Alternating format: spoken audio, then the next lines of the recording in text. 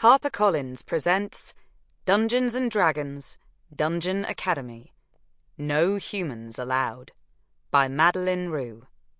Read by Imani Parks. 1. Zellidora Zelli Stormclash tapped her boot impatiently, watching the slad's shiny eyelids click and clack as he blinked. Nobody was much pleased about the recent interdimensional exchange program that brought the sladdy to the school, except the sladdy themselves, who seemed quite at home. Most of the students just wished they would take their slimy fingers and attitude back to their native realm, Limbo. But for the moment, Zelli took pity on this particular slad. He was the smoothest frog kid in their grade, and that made him a target. No warts and no spines meant no intimidation, and that meant no respect. Nobody wanted to be the smoothest or prettiest kid at Dungeon Academy. They wanted to be the scariest. Just a stone's throw from the dusty bookcase they huddled behind, a table of warty, spiny, smelly, and therefore respected, Slatty hunched over a book, pointing and gurgling with laughter. Slatty stuff. Boy stuff, probably. Zelli didn't know, and she didn't particularly care. "Which one of these dummies is giving you trouble?" she asked, stuffing the urge to fold her hands together and crack her knuckles. That would ruin the element of surprise. Slatty were generally big, very big, and Zelli didn't relish the idea of tangling with one. Gixie, the slumpy, trembling slat at her side, pointed a circular fingertip toward the biggest frog of the bunch. That one. He's the worst of the lot. The worst. He never leaves me alone. Not for 1 second. When they relocated to Faerun, his dad remarried a lesser drake, and now he thinks he's king of the school.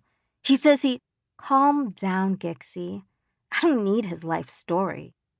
She tapped the slad on his moist shoulder and flapped her hand, waiting for him to show her the goods. Payment. She wasn't going to intervene on this tadpole's behalf for free. Generally, she stayed out of trouble. Generally. But this was a special occasion. "Show me the ring again." The slad pulled a tattered velvet box, about the size of a fist, out of the leather satchel slung around his shoulders.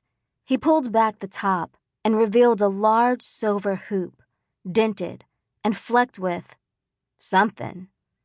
Mud, she hoped. Please don't let that be adventurer blood. It's all dinged up, she sighed. Do you want it or not? Fine, you sneak. Wait here. Zelli pulled back her head and stormed out from around the bookcase, plunging into the little library alcove.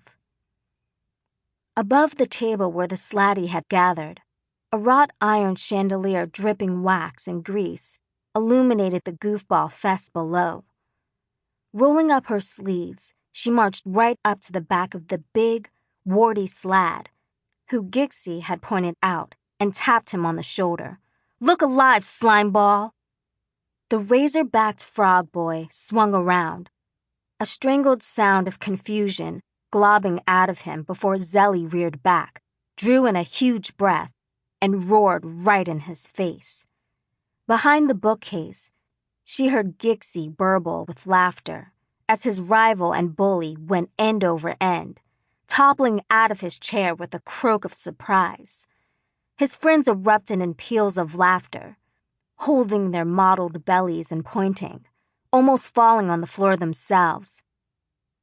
"You should see your face!" a short green one shrieked. "She got you so good!" Zelli smiled and crossed her arms over her vest. "Leave Gixie alone, or I'll be back to embarrass you again. And next time, I'll do it in the dining chamber. Got it?" She didn't wait for a reply, the laughter going on and on as she returned to the gloating little slad tucked safely behind the shelves. Sample complete. Ready to continue?